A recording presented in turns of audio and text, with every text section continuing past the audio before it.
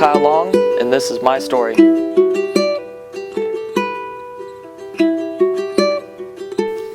My story kind of just starts out, when I was a little kid, I was just born and raised in this church, just with Christianity in my life since the very beginning.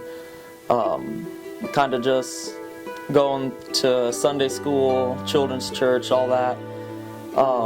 And then when Pastor Andy one day was just talking about having baptisms for the kids, I didn't really know what it meant being baptized. I saw my friends doing it, so I just was like, well, it must be something I should do, so I'll just follow everyone else and do it. So for quite a while, I was just kind of that follower in Christianity, just kind of doing what everyone else was doing, watching what others did, and then just trying to copy those motions and those acts of what they did.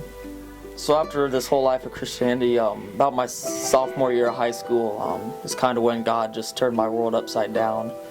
I started going through a period of depression. Started off just normal depression, just not really feeling happy, but it just got worse and worse, just to the point where I didn't feel loved by any friends or family, especially God. He just kind of abandoned me just to be on my own, didn't really care about me. So I just started sinking deeper and deeper into my depression, where it just got so bad where I started having suicidal thoughts, just wanting to end it just so I didn't have to feel unloved or anything, and that all that pain would go away. At our annual Christmas party with Zoe, we were at the Rado's house, and I was just sitting there in the corner just away from everyone. No one really knew what was going on with me. I tried to hide all that pain behind a mask, just as everyone knew me. But at one point, Nick just kind of caught my eye, and he and Des just recently had their first son, Colton, about a month ago, and he started walking towards me, and I just thought to myself, like, crap, he just knows, and he's just gonna have to talk to me in something, and I didn't want to do that. But instead, he came over and asked, "Hey, Kyle, you want to hold Colton?" And I was kind of shocked at first because he didn't really allow any teens at the time to hold him. But I told him, yeah, I'll hold him for a bit. So I took Colton and I went back and sat down, and immediately he fell asleep in my arms. And at that moment, God just kind of started talking to me. He was just like, "Hey, Kyle, just picture me holding you.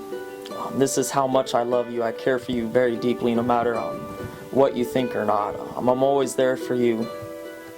And in that moment, he just made this final promise that I'm never gonna be depressed ever again, never gonna go through this challenge, because I just kind of persevered through it and overcame it in that moment with God, just taking that step of faith with him, just being like, okay, well, I guess God, if you say so, I love you and I want to keep on being with you, and I just want to put this all in the past, just as like a story I can tell people that God can just really overcome anything, whether you think he's there or not.